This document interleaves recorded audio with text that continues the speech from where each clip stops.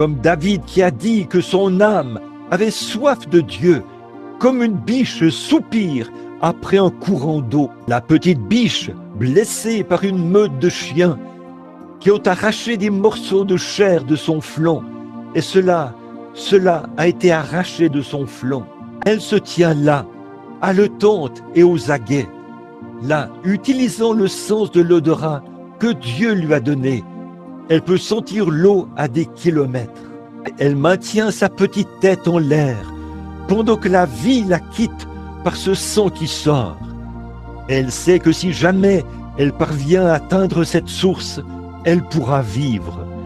Rien ne pourra l'attraper à ce moment-là. Si elle parvient à atteindre le point d'eau, elle sèmera tous les chiens qu'on pourrait mettre à ses trousses, car elle sait qu'elle a trouvé la source de vie. Et quand l'Église en arrive à ce point où Christ compte tant pour nous, que nous avons soif d'être dans sa présence, et les uns avec les autres, c'est une source de vie. Aucun démon ne pourra jamais vous atteindre. Là, même la mort elle-même est vaincue. Oh, quelle espérance! Quel endroit!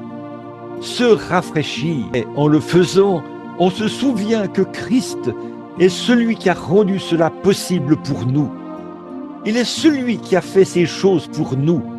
Nous devons nous souvenir de lui. Rappelez-vous, autrefois, nous étions des étrangers sans Dieu, des gens des nations, emportés par des idoles muettes.